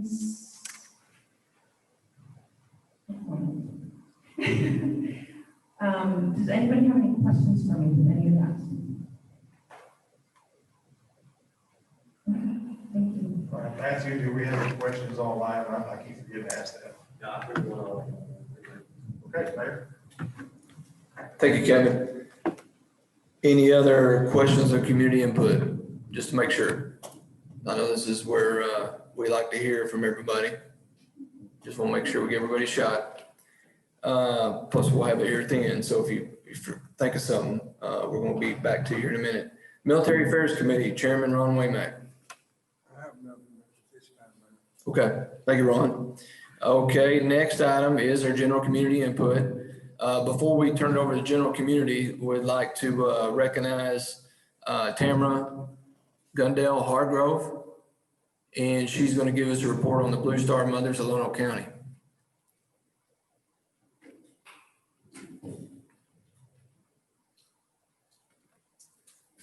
Good evening. Good evening. As several of you are aware, I have a teenager who is a United States Army police officer currently stationed in South Korea. While he was at basic training in AIT, the military did a wonderful job of providing parents with the support system that we needed to also get to basic training. Once these kids were sent to their first duty station, however, parents were kind of left on their own. But some of the battle buddy moms that I remain friends with were talking about a Blue Star Mothers of America organization that they were involved in. And to me, that felt like something that I needed. So I looked to find the nearest chapter to attend a meeting, couldn't find one. So I contacted the National Board of Blue Star Mothers, and they let me know that even though they have been around since 1942, Arkansas did not have a chapter. So what happens? They asked me if I want to start one. So I contacted some other like-minded mothers, and we decided to move forward with starting a chapter. Unfortunately, COVID hit at that time, so we kind of put it on the back burner. I will say that Doug was our biggest supporter and champion and cheerleader through all of this. So several months ago, we decided to go ahead and proceed with this. There was lots of paperwork to fill out. The National Executive Board approved us in September to move forward with the Blue Star Mothers of Lonoke County. The state is currently behind on the 501c3 certificates. We hope to get that in here in the next week or two. But for those of you who are not aware of what a Blue Star Mother is, a Blue Star Mother are mothers, stepmothers, grandmothers, foster mothers, and female legal guardians who have children serving in the military, including the newly formed Space Force. They also have children who are veterans. Blue Star Mothers support each other and our children, active military troops, and volunteer work with veterans in general, as well as foster a sense of patriotism and respect for members of the armed forces. The organization focuses on this mission every single day and will never ever forsake our troops, our veterans, or the families of our fallen heroes, also known as the Gold Star family. Despite the fact that there is a national organization, we are basically starting from scratch. So we do have some immediate needs. Although we will have our meetings on the third and Thursday of each month at 6:30, we currently do not have a venue. So if anybody has any ideas or suggestions on places that we can meet, we would very much entertain that. Advertising, word of mouth, and activities throughout the community Our Facebook page should be ready to launch by the end of this week, and our website within 2 weeks. Partnerships. We would like to partner with the American Legion, the VFW, and the Chamber of Commerce to participate in any events, either as a support group, to help, and or to speak. We currently have connections to Feed the Vets, Walk 22, and the Cabot Lions Club. If there are any other organizations you feel we should be connected with, please let me know. Some of the projects that we are involved in: send care packages to our troops, Operation Postcard, Wreaths Across America, Honor the Gold Star Mothers, homecomings, deployment send-offs, and funerals. Essentially, nothing is too big or too small for us to be involved in. I'll end that with that. If there are any questions. Thank you, Ms. Hargrove. How many people do you need? How many people are going to meet usually for a space?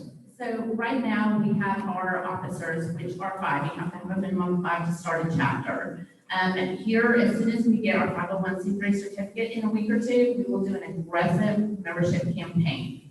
So at this point, I really don't have a good idea of how many will attend right off. I will also say that membership is not limited to Lonoke County. You do not have to live in this county to be a membership. You can be statewide. Okay, and you said the third Thursday? Third Thursday at 6:30 p.m. If you'd like to give me your number after, so I can give you a call if we find a space. I will do that. Are there any other questions? So did I understand that this is the only chapter, or it's going to be the only chapter in the entire state of Arkansas? So Ashley, Faulkner County is also in the process of trying to obtain a chapter as well. But you're gonna get your 501c3 permit, right? Correct. Yes.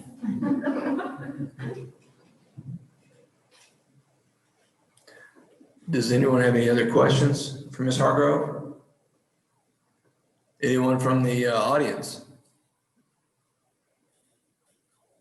Appreciate what you're doing. It's going to touch a lot of people's lives. Thank you. And we'll see what we can do to help you from the city side. Okay, I'll general community input. If you'd like to come up, state your name, take about 3 minutes or less. If you'd like to speak, now's your time.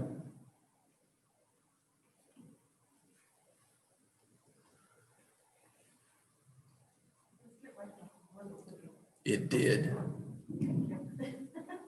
Okay, my name is Amber. I'm a Girl Scout troop leader here in Cabot. We're having the same problem of trying to find a meeting space. Nobody will let us right now because of COVID. So I know it's been a struggle. And I know Boy Scouts aren't having as much of an issue because they meet at Cabot United Methodist, like a bunch of them. But anyhow, if anybody has any ideas for Girl Scout meetings, that would be really helpful. We have about 25 troops that meet here.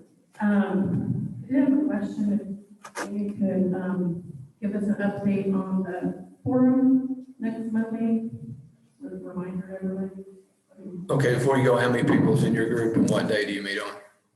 Oh, Girl Scouts, every day of the week. There's so many troops, there's 25 different troops. I just don't know. So you need space for every day? Yeah. Okay. All right, I got you.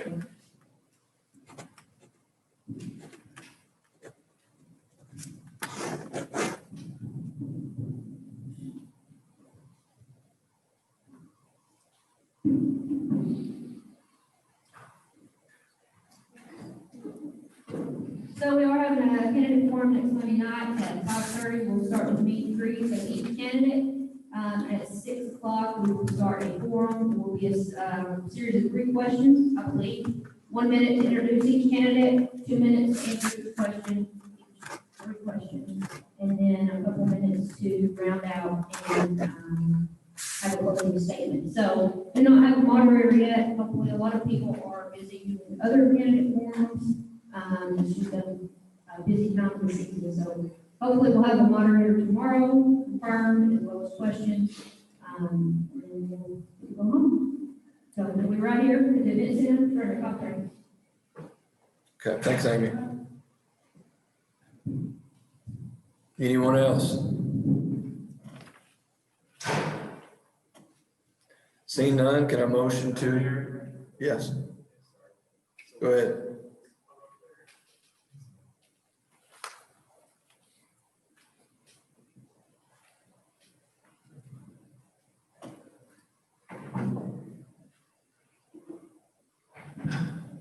Yes, Sarah Wells had two things. The first one was she wanted to know how to get a copy of the resignation letter that they read earlier from Doug.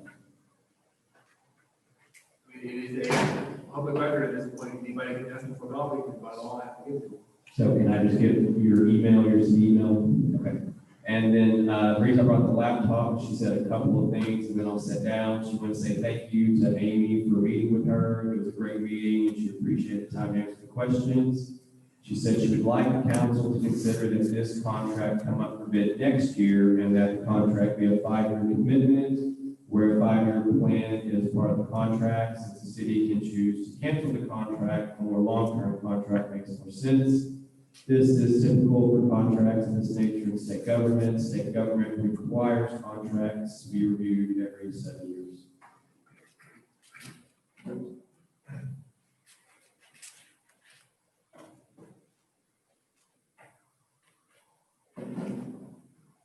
Thank you, Sarah.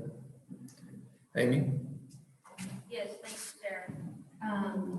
Well, I would love for it to be a 5-year commitment and a 5-year contract. I think you guys all know, and I'll just tell the public that that is not the case. Per municipal league, board over, and more spending. So, Sarah, I love that idea. So we don't have to go through it every year, but we have to do it every year.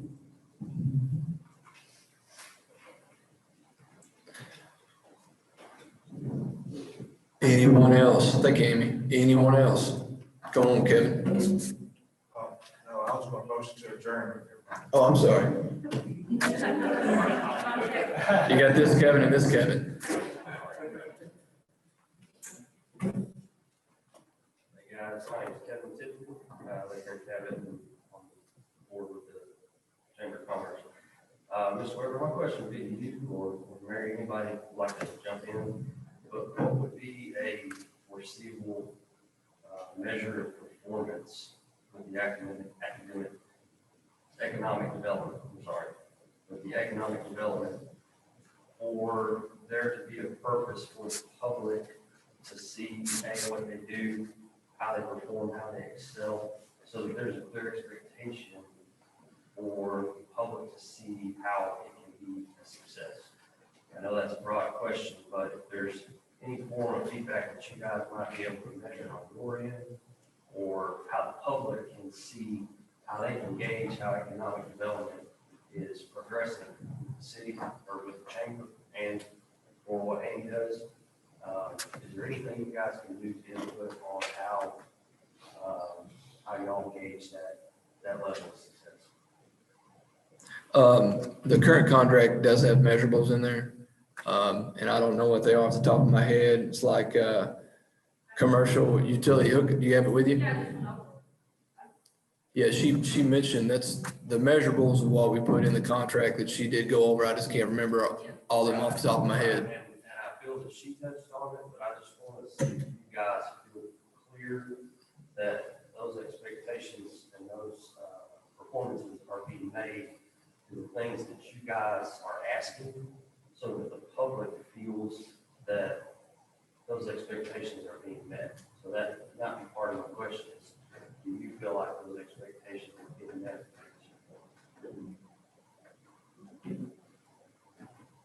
If, I mean, specific, anyway, just, I'm not trying to call you out. I'm just asking in general, if there's anyone on the council that would like to comment about those measurements.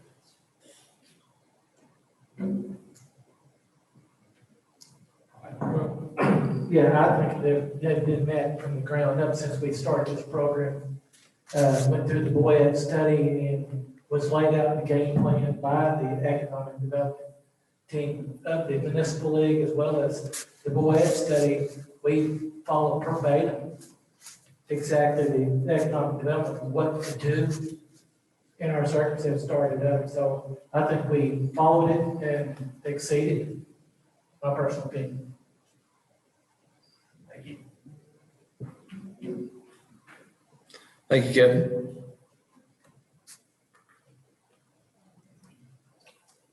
Any other person would like to approach and speak? Yes. Dan Bartlett.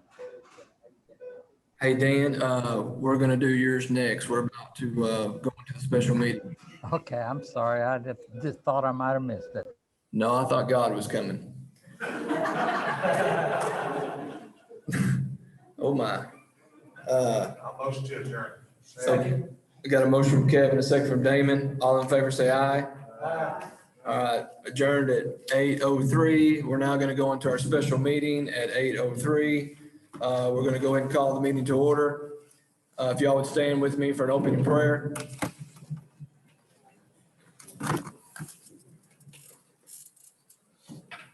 Dear Heavenly Father, Lord, thank you so much for everyone that can be here tonight. Lord, especially thank you for all the council members to be back. It's good to have everyone here to be in person and to talk and see one another. Lord, protect all those ones that are sick, that are have family members that have COVID or that need your support and your care, Father. Also be with the 2 police officers that were shot in Pine Bluff. I know, I hear that we lost one of them. Lord, just please be with their families, give them comfort, give them support, Father. Lord, help us continue to make Cabot strong and to be in our city and have your presence known. In Jesus' name we pray, amen. Pledge of allegiance next.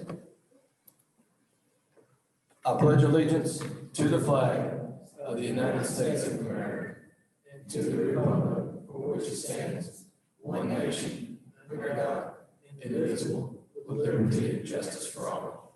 Thanks, everybody. Please be seated. Roll call vote, please, Tammy. Long. Davis. Here. Givens. Here. Narcan. Here. Reed. Here. Weber. Here. Wayman. Here. Thank you, Tammy. Can I get a motion to read ordinances and resolutions by title only? So moved. Second. Got a motion by Kevin, second by Damon to read resolutions and ordinances by title only. Any discussion? All in favor, roll call vote, please, Tammy. Long. Yes. Davis. Yes. Givens. Yes. Narcan. Yes. Reed. Yes. Weber. Yes. Wayman. Yes. Thank you, Tammy. First item, Dan, you're up here. Hang on a second. Ordinance number 33 of 2020.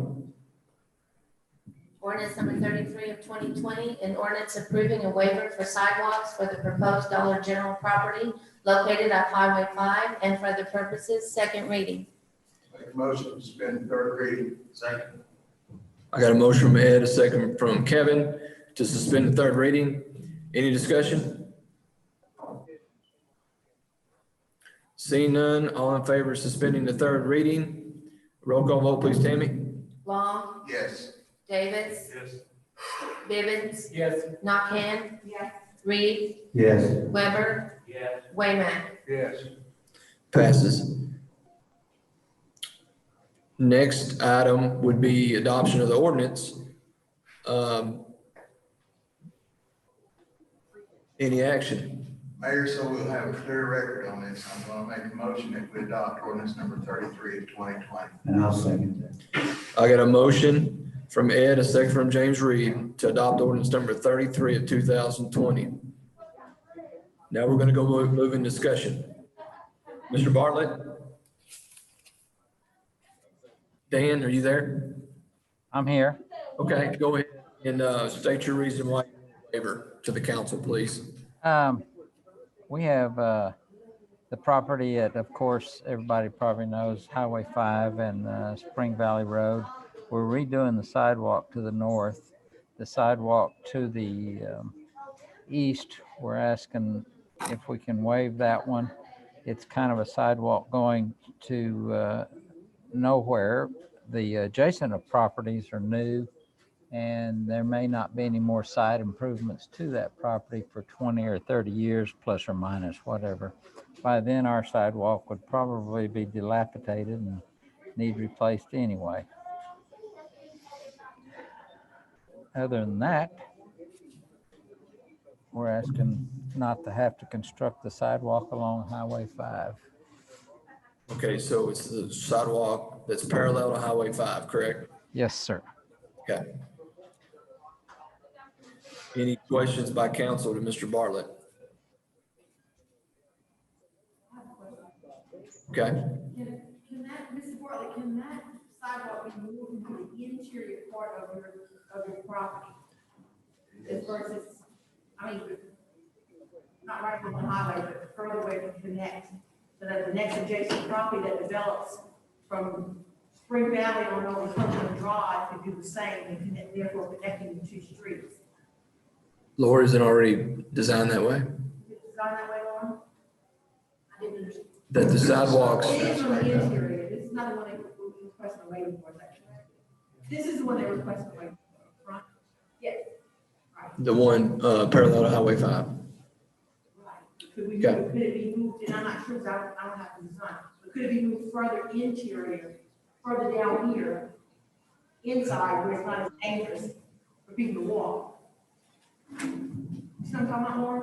You're wanting further into the Dollar General property. Right, exactly. So there's more of a safe zone, more of a safe Or zone. say so. Well, the design of it would be, if they had to install it, it would be actually starting 10 feet further into their property because they have a 10-foot landscape buffer that they have to install. Right. So the sidewalk would be on the other side of the landscape. So it would be further into the property. 6 feet in with the county sidewalk. It's a 6-foot sidewalk. It'd be a 5-foot sidewalk. So look at the sidewalk, it would be 15 feet within the property. And is, Laura, is there property development here to the, I guess it'd be to the. To the north of it? Yes. No. No, okay. But there is sidewalk beyond that parcel that you're at. Exactly. Yes. So it's a problem, when that other portion develops, they could all connect. Correct. By just crossing that, by just crossing, like Crossing crossing Spring Spring Valley. Valley. Yes. Mr. Bartlett, she was asking about the interior portion of the sidewalk, of its, where it's located in relation to your store or the road. And she is good with that now? Yes, Okay. ma'am. All right. If you didn't hear her, Mr. Bartlett, that's why I wanted to tell you that. Okay, I think she said that we, at this time, if we have to put it in, have the 10-foot landscape and then the sidewalk. If later on the highway department puts that in, like in front of my office on Highway 5 in Benton and Bryant, they put in the sidewalk at that time when they widen the street. And I don't know in Cabot there at this particular area if there's any future plans to widen that in the near future. I wouldn't want to call the state highway department about that. Does anybody at the meeting there know if that's going to be widened? Everyone's shaking their head no, Mr. Bartlett. We wish it was going to get expanded, but right now they're expanding 321 and they're going to do our both our overpass bridges next in our freeway right there parallel with Cabot. So I don't see any Highway 5 is in any of the plans in the next 10 years, as far as I know. But of course, things could change, but we had not heard anything. Oh, there you are. So yeah, we wish they would, but I don't think they are. People like to slow that road down too. People go too fast through there as well because all the school kids, but they're real strict on their speed limits. Did I answer the question about the sidewalk sufficiently if we have to do it? Which part? We're going to put the sidewalk off the property line so that you have the road and then there's some extra grass and green state in the right of way. And then there's another 10 feet on our property where landscaping is. So we'll be putting the sidewalk then 10 feet off of our property line away from the road. My public works director is shaking her head yes. So yes.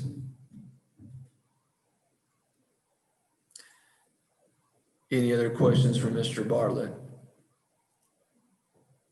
I don't have a question for him, but I do. To you, Laura, we anticipate that this area is going to continue to develop both commercially and residentially, correct? I hope so, yes. If I'm not mistaken, the property that goes adjacent to Kirkland is just sold, hasn't it? Did we have a rezone request on that property? Between there and Kirkland? No? Never mind, I'm sorry. Whole piece of property. Any other questions? Any from the community? Matthew? Okay, seeing no other comments, let's go ahead and call the vote. Roll call vote, please, Tammy, on approving ordinance number 33 of 2020. Long, No. Davis, No. Bivens, No. Narcan, No. Reed, No. Weber, No. Wayman. No. Fail 07. So Mr. Bartlett, please put in the sidewalks. We desperately need them.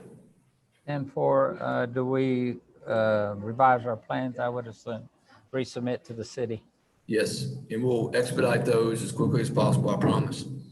Okay, I thank know you. you're all ready to get dirt rolling, Oh, yes. and we're ready to see it. So I appreciate your time. Thank you, Mr. Bartlett. Next item, resolution number 40 of 2020, please, Tammy. Resolution number 40 of 2020, a resolution authorizing the city of Cabot to enter into an agreement with Barger Excavation, Inc. for turn lane improvements at Elm Street and Second Street and for other purposes. Okay, as you know, this was on there last time, 2 weeks ago, but RDOT had to come back with some revisions. Joe's telling me we're all good to go. We've got the bids on everything to do this work, and just need y'all's approval to enter into this agreement. Motion to adopt resolution 40 of 2020. Second. I got a motion from Kevin, a second by Ron, to adopt resolution number 40 of 2020. Any further discussion? I do have a question here. Is this, any portion of this being funded with the cash increase from? Yes. Sonic? Yes. Yep. That was the money in lieu of, correct? Yes, sir. Yes, sir. Yep. Speaking of money in lieu of, there's some other people on Elm Street that's wanting to talk to you guys too, so I just leave it with y'all. Elm Street's got full of money in lieu of, so I'm glad this has happened, though, I really am. Yeah. Well, we're waiting on one thing, so we're ready to go on Elm Street. So love to talk to him.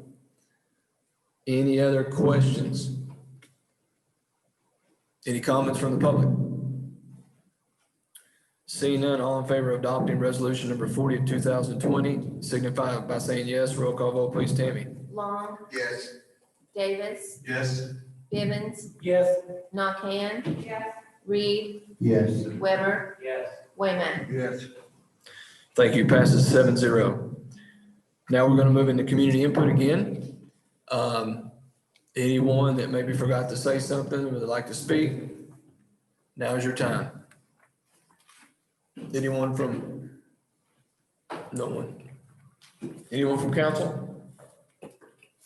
Seeing none, can I get a motion to adjourn? Got a motion from David, second from Ed.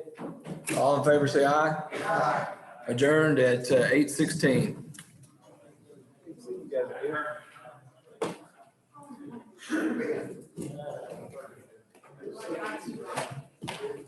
Click off YouTube first, right? What's up?